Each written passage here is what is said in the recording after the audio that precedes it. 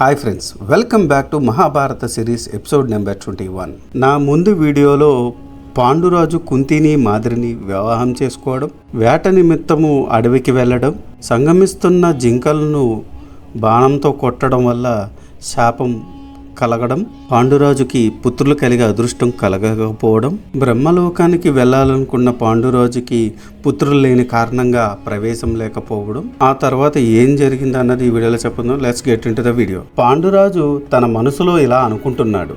పురుషుడికి 4 రుణాలు ఉంటాయి: దేవ రుణము, ఋషి రుణము, పితృ రుణము మరియు మనుష్య రుణము. పురుషుడు ఈ 4 రుణాలు తీర్చాలి, లేకపోతే వాడికి పుణ్యలోకాలు లేవు. యజ్ఞాల వలన దేవతల రుణమును, వేదాధ్యయనం వలన ఋషుల రుణము, శ్రాద్ధ కర్మలు నిర్వర్తించడం ద్వారా పుత్రులను కని వారి ద్వారా పితరులకు ఉత్తమ గతులు కల్పించి పితృ రుణమును, దయాగుణము వలన మానుష రుణమును తీర్చుకుంటాడు. నేను పితృ రుణము తప్ప మిగిలిన అన్ని రుణాలు తీర్చుకున్నాను. సంతాన యోగం లేనిది పితృ రుణము తీరదు, కానీ ఈ మృగశాపము వలన ఆ యోగము లేదు. ఏమి చెయ్యాలి అని ఆలోచిస్తూ ఆశ్రమానికి చేరుకున్నాడు. కుంతీదేవిని పిలిచాడు. జరిగినదంతా ఆమెకి చెప్పాడు. కుంతి, సంతానం లేకుండా జీవించి ఒక్కటే, మరణించి ఒకటే. కావున ధర్మ మార్గం ద్వారా మనకు సంతానం కలిగేటట్లు చేయవా? కుంతి, నీకు ఒక విషయం చెప్తాను, వినుము. పుత్రులు 6 రకాలు: ఔరసుడు, దత్తకుడు, కృతిముడు, గుడోత్పన్నుడు, అపవిత్తుడు, క్షేత్రజ్ఞుడు. వీరికి రాజ్యములో కానీ ఆస్తిలో కానీ భాగం ఉంటుంది. ఇంకొక రకమైన పుత్రులు 6 ఉన్నారు: కానీనుడు, సహోదుడు, క్రీతుడు, పౌనర్భవుడు, స్వయం దత్తుడు, జ్ఞాతుడు. వీరు కూడా పుత్ర సమానులే. వీరికి రాజాధికారం కానీ ఆస్తిలో భాగం కానీ లేదు. మొదటి నేను చెప్పిన వారిలో ఔరసుడు, క్షేత్రజ్ఞుడు ముఖ్యులు. ఔరసుడు పుట్టే యోగ్యత మనకు లేదు కాబట్టి క్షేత్రజ్ఞుడు మిగిలిన వారి కంటే మేలు. దేవర న్యాయము చేత పుట్టిన పుత్రుడు ఉత్తముడు. పూర్వం కేకయ్యరాజుకు పుత్రులు లేరు. అప్పుడు తన భార్యను నియోగించగా ఆమె పుంసవన హోమం చేయించి ఉత్తమమైన ఋత్విజుల ద్వారా 3 కుమారులను పొందింది.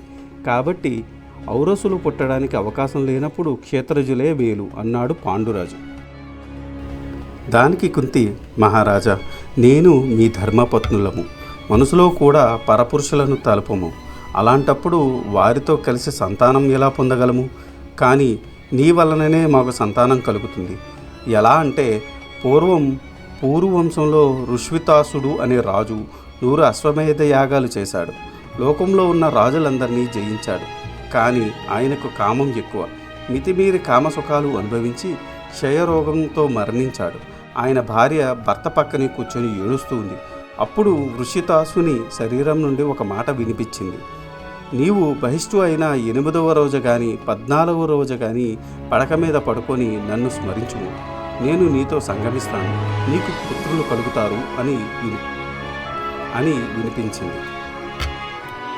ఆ ప్రకారం చేసి ఆమె 7 కొడుకులను జన్మనిచ్చింది. కాబట్టి పాండురాజా, నువ్వు కూడా ఆ ప్రకారం సంతానం పొందవచ్చు కదా అని అడిగింది కుంతీదేవి. ఇది సాధ్యం కాదని తెలుసుకున్నాడు పాండురాజు. కుంతి, ఇదివరకు స్త్రీలు భర్తలు అదుపు ఆజ్ఞల్లో ఉండేవాళ్ళు కాదు. వారు స్వతంత్ర ప్రవృత్తి కలిగి ఉండేవాళ్ళు. భర్త అనుమతితో కానీ భర్త అనుమతి లేకుండా కానీ తమ ఇష్టం వచ్చిన వారితో కామసుఖాలు అనుభవించేవారు సంతానం పొందుతుండేవారు. ఒకరోజు మహాతపస్వి అయిన ఉద్దాలకుని భార్య బహిష్టు అయింది. అప్పుడు ఒక వృద్ధ బ్రాహ్మణుడు అతిథిగా వచ్చాడు. ఆమెను చూసి మోహించి తనకు సంతానం కావాలని ఆమెను కామించాడు. ఇది చూసి ఉద్దాలకుని కొడుకు శ్వేతకేతు కోపించాడు. అది ధర్మ విరుద్ధమని ఖండించాడు. ఈ రోజు నుండి స్త్రీలు ఎప్పుడూ పరపురుషుని కోరుకోకూడదు. వివాహమైన స్త్రీలకు పరపురుషునితో సంగమించడం నిషిద్ధం. దానివలన సర్వపాపాలు కలుగుతాయి అని కట్టడి చేశాడు. అప్పటి నుండి వివాహితులైన భార్యలు తమ భర్తలకు తప్ప వేరే వారితో సంగమించడం లేదు. కానీ భర్త ఆజ్ఞ ప్రకారం సంగమించవచ్చును. భర్త ఆజ్ఞను అతిక్రమించడం దోషం. అంతేకాదు, కల్మాషపాదుడు తన భార్య దమయంతి దేవర న్యాయం ప్రకారం పుత్రుని పొందమని నియోగించాడు. భర్త ఆజ్ఞ అతిక్రమిస్తే పాపం వస్తుందని దమయంతి వశిష్ఠుని వలన అశ్రకుడు అనే పుత్రుని పొందింది. అలాగే నువ్వు కూడా దేవర న్యాయంతో పుత్రులను పొందుము. నీకు చేతులెత్తి నమస్కరిస్తాను అని దీనంగా అన్నాడు పాండురాజు. కుంతీదేవి భర్త పడుతున్న ఆవేదనకు చెల్లించిపోయింది. ఆమెకు చిన్నప్పుడు దుర్వాస మహాముని ఉపదేశించిన మంత్రం గుర్తుకొచ్చింది. తనకు కర్ణుడు పుట్టడం తప్ప మిగిలిన విషయం అంతా పాండురాజుకు చెప్పింది. పాండురాజా, ఆ మంత్రం సహాయంతో మనకు సంతానం కలుగుతుంది. నేను ఏ దేవతను ఆరాధించాలో చెప్పండి అని అడిగింది కుంతి. కుంతి, ధర్మదేవుడిని మించిన దేవత లేడు, అతనిని స్మరింపుము అన్నాడు.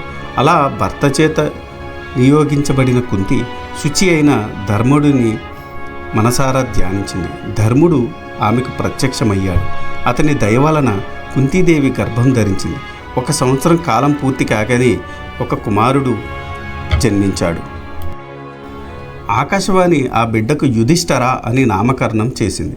అతనిని చూచి అక్కడున్న మహర్షులు అతను కురువంశానికి రాజు అవుతాడని, ధర్మం తప్పకుండా రాజ్యం చేస్తాడని పలికారు. ఇదిలా ఉండగా హస్తినాపురంలో ధృతరాష్ట్రుని వలన గాంధారి గర్భవతి అయింది.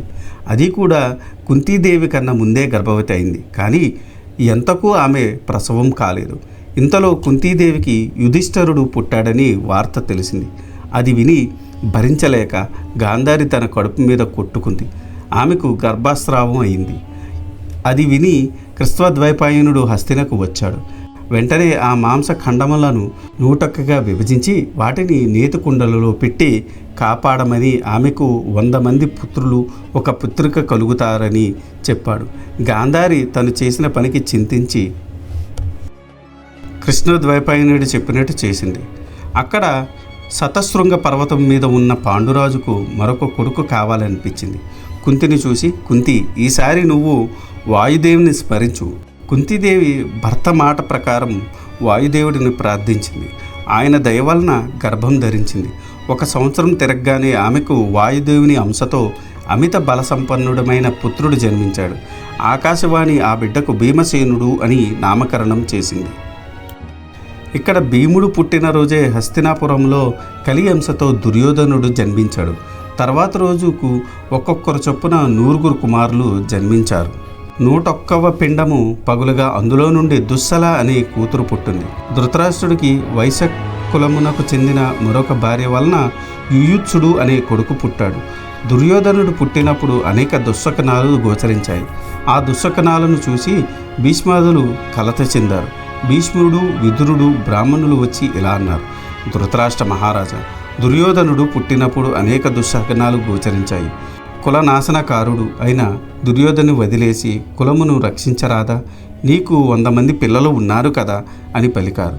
కానీ పుత్రుడి మీద మమకారంతో ధృతరాష్ట్రుడు వాళ్ళ మాటలు వినలేదు. ఆ తరువాత ఏం జరిగిందన్నది నా నెక్స్ట్ వీడియోలో చెప్పబోతున్నా. సో అందుకు మీరు మా ఛానల్ సబ్స్క్రైబ్ చేసుకొని బెల్ నోటిఫికేషన్ ఆన్ చేసుకొని పెట్టుకోండి. ఈ వీడియో కనుక మీకు నచ్చితే do like, share and subscribe. Thanks for watching. జై సనాతన ధర్మం.